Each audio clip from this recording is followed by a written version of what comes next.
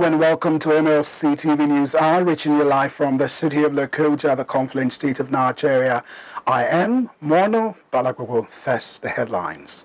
NECO extends SSCC registration till June 20th. APC screening committee grills presidential aspirants. Right activist charges anti-corruption agents to move against the monetization of the electoral process.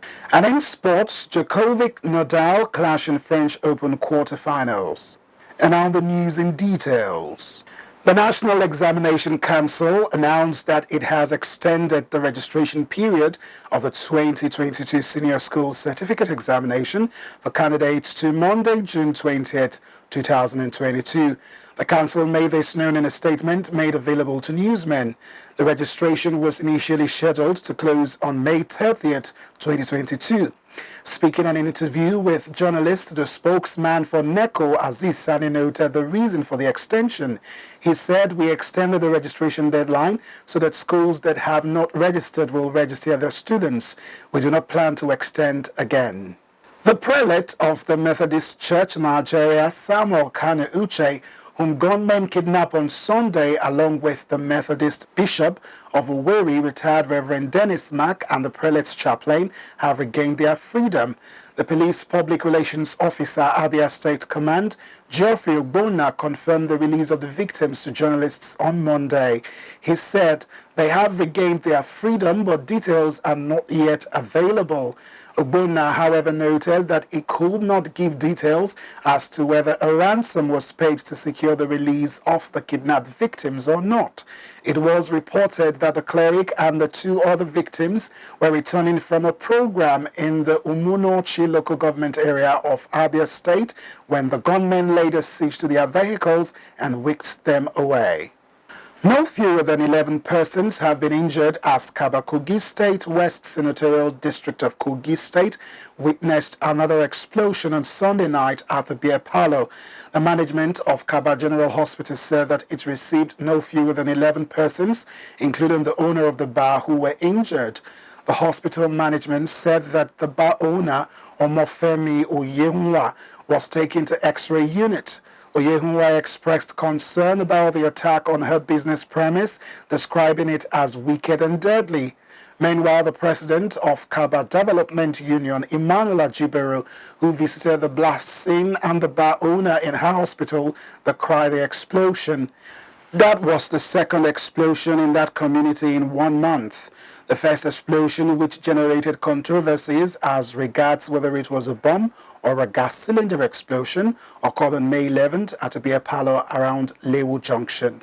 The Kogi State Police Command's Public Relations Officer, SP William Aya, who confirmed the Sunday incident to journalists in Lokoja, said there was no casualty. The police spokesperson explained that the explosion happened at one Omofemi bar at Okpadi Quarters, Kaba, around 9:15 p.m. He said, as it is now, there is no casualty, but only chairs and tables. The building was affected by the explosion. Aya called on the people of Okpedi and Kaba to be calm and go about their normal duties without any fear, as the police were on top of the situation. The Ekiti state government has nullified the purported installation of one Stephen Ajayi as the Obalana of Ikpao Ekiti in the Ikole local government area of the state. The deputy governor, BC Egbeyemi, who said that the purported installation was done contrary to the laws governing the nomination, selection, and the installation of Obas in the state, and the full wrath of the law will be enforced on those who performed the installation and the candidate who submitted himself for installation. Egbeyemi, according to the statement by his special assistant media, Odunayo Ogumola, titled "Ekiti Nullifies Illegal Installation of a Banla of Ikpao," stated, since the purported installation is against the Ekiti State Chief's law, it is null and void and of no effect whatsoever. And now to stories in politics. 11 presidential aspirants of the All Progressive Congress APC were on Monday screened by the party's screening committee led by former national chairman John Oyegun. The screening exercise is scheduled for 2 days, Monday and Tuesday, at the Transcorp Hilton, Abuja. The national chairman of the APC, Abdullahi Adamu, had earlier inaugurated the committee. Following the inauguration, the panel screened the aspirants one after the other. Those screened so far are former Minister of State for Education, Emeka Nwajuba, Governor David Umahi of Ebonyi State, Felix Nicholas, a US-based pastor, former Governor of Ogun State, Ibukunle Amosun, Governor Abubakar Badaru of Jigawa State, a 7th Senator, Ajayi Boroofis, former Senate President Ken Nnamani, and others are Uju Ken Ohaneye, former Minister of Transportation Rotimi Amechi, former Governor of Zamfara State Sani Yerima, former Governor of Lagos State Bola Tinubu, Tunde Bakare, a cleric, Tinubu, who is facing a petition over his education qualification, arrived at the venue with the Governor of Lagos State Babajide Sanwo-Olu, Chairman House Committee on Finance, James Falake, and others. In a video posted on social media, Tinubu explained how his government invested in Econet, a mobile telecommunication company now known as Airtel. He promised to establish a commodity exchange board and fix the power sector. Speaking to journalists after his screening, Bakare said he will respect the decision of the party if asked to step down. Ms. Ken Ohaneye, the only female aspirant, also said she would respect the decision of the party if asked to step down. The committee will resume the screening on today. Those to be screened on Tuesday are Governor of Cross River State, Ben Ayade, Senate President Ahmad Lawan, Vice President Yemi Osibanjo, Governor Yaya Bello of Kogi State, Tain Jack Rich, former Minister of Science and Technology, Ogbonnaya Onu, former Minister of Information Ikiobasi Omokilu, former Speaker of House of Representatives Dimeji Bankole, Ekiti State Governor Kayode Fayemi, former Minister of Niger Delta Affairs Godswill Akpabio, and former Governor of Imo State Rochas Okorocha. It is not clear if Okorocha will appear as he is under the custody of the Economic and Financial Crimes Commission (EFCC) over corruption. All cleared aspirants are to battle for the ticket of the party on the 6th of June. We're now going on a short break. We'll be right back. Please just stay with us.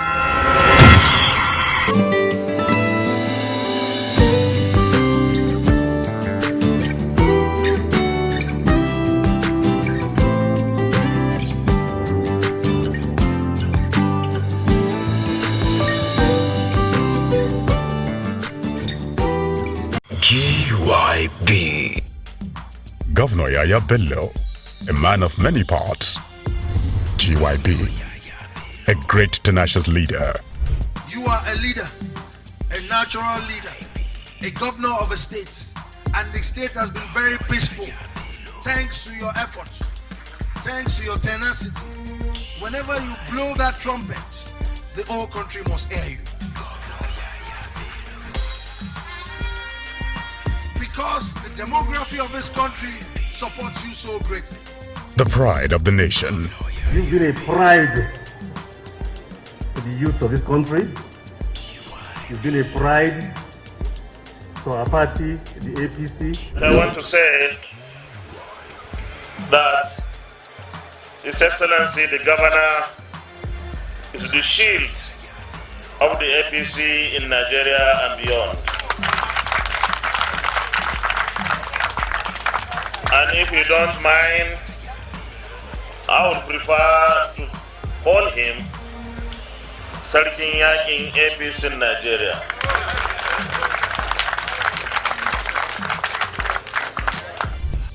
A political strategist. There are only two people in the APC that give me headache.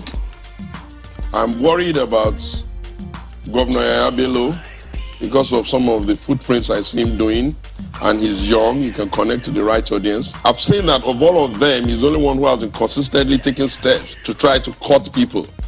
Governor Yaya Bello, a trailblazer. Let the other governors go to Kogi and study. They have a Northern Governors Forum. Yeah, they do. Let them meet and ask themselves, how has this young man, who happens to be about the youngest of the governors running the second term, how has he succeeded? That is what they are not doing. Unity and peace advocate. We have succeeded in uniting the people, the mob. Nobody's talking about whether you are from the west or central or the east, So everybody today could lay claim to the state as our state because you have sense of belonging. Your people are not marginalized. Any part of the state is oppressed. He is our hero. It's only Governor Yahaya Bello that I know that has given so much position to women. He has given us that opportunity. Please, let's not be selfish with that position. GYB, trustworthy leader. Anybody who is playing politics with the civil servants of Kogi State today should be careful. They should not use us to play politics. They should engage us and discuss with us frankly and what they really have on hand to offer Kogi workers. Let us see different from your own. Leadership with inclusion. All the other governors in Nigeria, please emulate a governor like Yahaya Bello. Don't give us only SA and PAs and all that in disabilities. Appoint us into other respective offices where we can work and show you that we have capacity to deliver. A polypath and pace setter. He has an eagle eye to discover potentials in human beings. He discovered me, unveiled me to the world, and I'm where I am today. Governor Yahaya Bello, prudent and accountable. Rating of the state has been very, very high in terms of accountability. When the SIFTAS results that was undertaken by World Bank came out in 2017, Kogi State came second. And 2018, Kogi State came first. And then 2019, we also repeated the first position. Inclusive leadership. I most appreciate the contribution of the vibrant young governor of Kogi State, who detests crime and have always been rendering helping hands to nip crime not only in his state, but across the country at large. I doff my hat for Governor Yahaya Bello, the support the special forces have been receiving from him. If all governors could emulate, in terms of providing strategic information, I think the peace we have been yearning for will soon be close to us.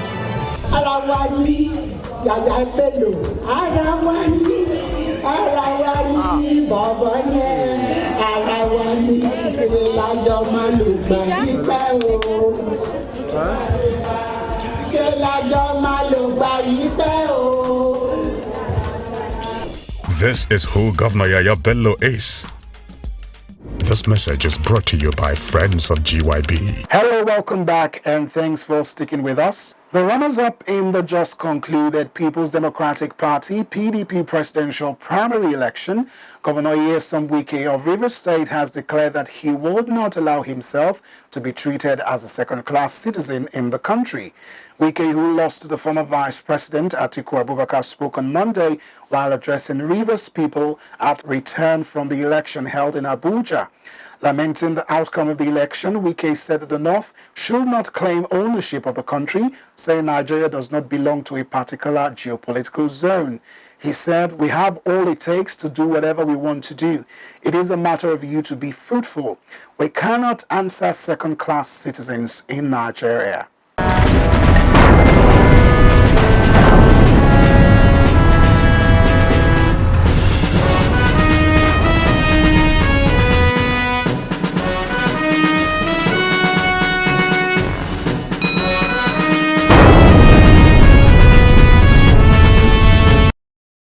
And on to stories in crime. A right activist, Hamzat Lawal, has called on the anti-corruption agents in the country to brace up against money-bagged politicians in order to scare them not to bring out money to induce voters during election. The chief executive of Connected Development disclosed this to journalists in an interview at Okene during the All Progressive Congress senatorial primary election, where the former Commissioner of Works and Housing emerged as the flag bearer of the party for the 2023 general elections. The anti-corruption activist stated that monetization of the electoral process has dwindled the fabric of the society and the country's democracy is washed off. He therefore charged the anti-graft agents not to rest on their oars until the latest twist in our electoral system, their delegate election that tended to tear the fabric of the society, is stemmed. I believe that as we go into the 2023 election, if we truly want change and enjoy the dividends of democracy, we must do away with party politics. We must also, and the fact that party money politics is playing precedent, it means that our anti-corruption agency are not doing enough. Because if they're doing enough, people who are the money bags would even be scared to bring money to come and entice or induce voters. And lastly, you know, our value system is breaking. Why would we exchange our rights for money just one day? So this is a call to society that if we must get it right, we must embrace our value system. The right activist added further that the process of delegate election that was inculcated into the electoral system is to ensure that an acceptable candidate will emerge to elect a representative that will carry out the aspiration of all for a better society. He stressed that the value system is being corrupted by exchanging rights for money, and that if Nigerians must get it right, Nigerians must embrace the value system. I think that as a country, and our politicians and lawmakers must put aside personal and selfish interests. As much as their role is to make laws, they cannot be the judge and the jury at the same time. Most of this debate is because they want to also inform election and become compulsory delegates.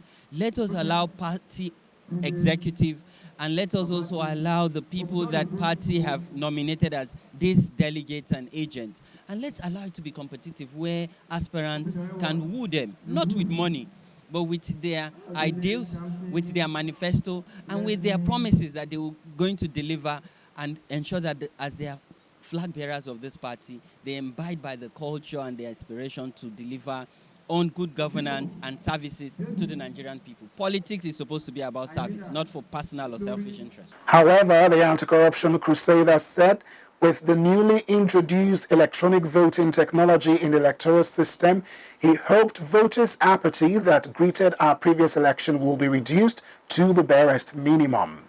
Primaries election, and not just that of the All Progressive Congress, both the People's Democratic Party, we've deployed observers. We're documenting the entire process as an independent observer, and our report will come out shortly. But again, it is really sad that money politics has taken most part of this process for the past weeks. I'm excited that technology is now playing a big role in the next election. I believe this will reduce voter apathy, and this would also ensure peaceful, free and fair elections where politicians cannot muzzle the process and the system.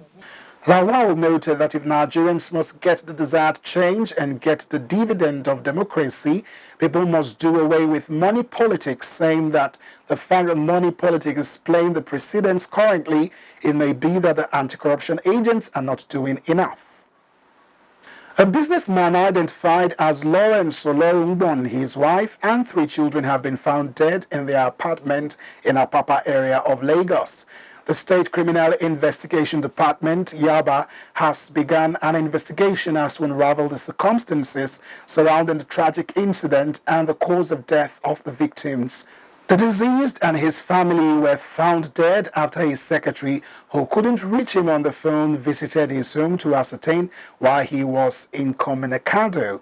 She knocked severally on the door, but there was no response. The secretary said an offensive odor pervaded the air, that there were flies buzzing around. She immediately alerted policemen at the Apapa division, who visited the scene and forced the entrance door open to behold the body's decomposing state. Confirming the incident to LIB, the spokesperson of the State Police Command, SP Benjamin, autopsy is being conducted to ascertain the cause of death. And now it's sports. Let's join Jonah Malik for our sports update.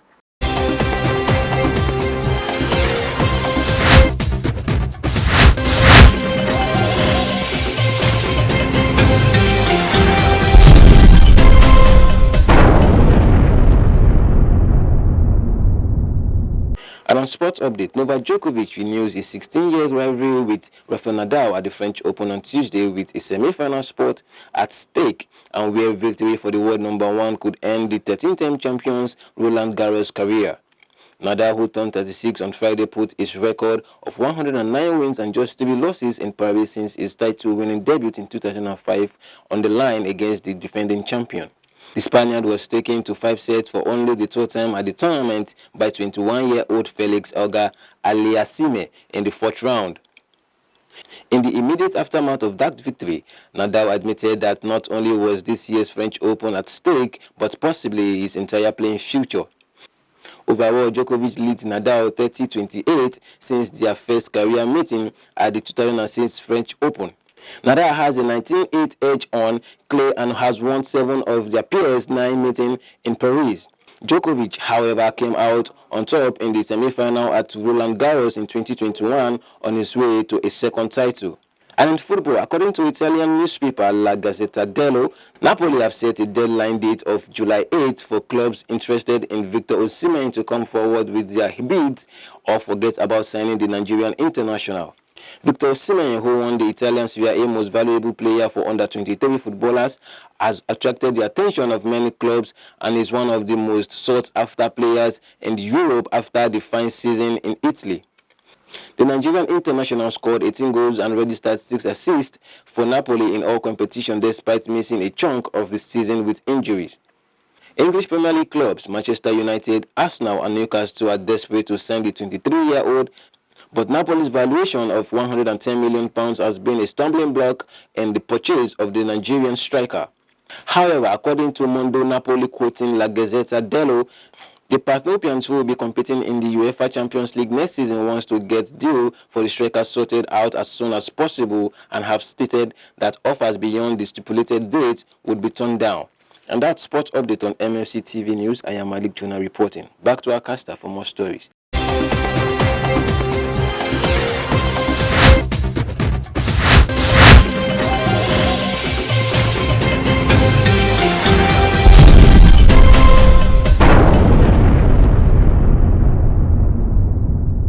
Thanks for the update, Jonah. And on entertainment, Matthias Ayodiji is standing by.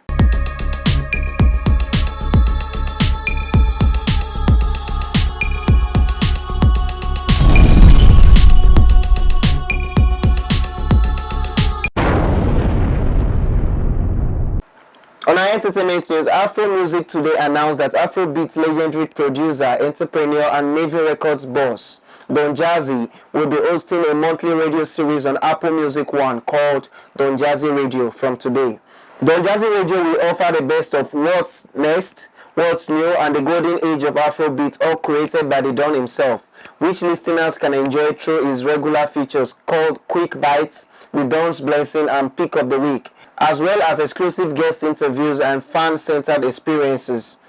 In episode 1, titled Afrobeat 101, Don Jazzy, alongside his co-host Mavis DJ Big N, will talk about the origins of Afrobeat, his entry into the space, the individual who moved the needle, and he will answer one request from an Afrobeat-loving alien. Episode 1 will also feature much loved Afrobeat tracks from Burna Boy, Davido, Wizkid, P-Square, Tiwa Savage, and more. Don Jazzy Radio will be available monthly on Apple Music from Tuesday, May 31st. Still on our entertainment news from Africa, Nollywood stars have been thrown into mourning following the demise of a Yoruba movie actor Gbadebo Osmond. Yoruba actress Falsat Abeni, popularly known as Madam Sajeh, was among the first mourners late Monday. The veteran actress shared an image of a burning candle on her Instagram page with the caption, "Good night, Osmond," accompanied with crying emojis. Other Nollywood stars such as Yomi Fabi, Adeni Johnson, and others took to their Instagram pages to mourn the late actor. Fabi wrote, so sad and a deep painful loss. Osmond Gbadebo, you are a fighter, and safe to say you have gone to rest. Ever jovial, ever supportive, and ever friendly. Rest in peace and power. Johnson wrote on his Instagram page, "This hits differently, that I can't even post your picture. Every soul around us know I love you and how I wish." Ibironke Ojo Anthony, popularly known as Ronke Oshodioke, wrote, "It is very hard for me to say goodnight, Gbadebo Osmond, but God knows the best. RIP, my darling friend." Osmond Gbadebo, until his death, was a Yoruba Nollywood star that has featured in many blockbuster movies. And that is all our entertainment news today. My name is Matthias Ayodeji Peter, reporting for MLC TV News. Back to our caster for more stories.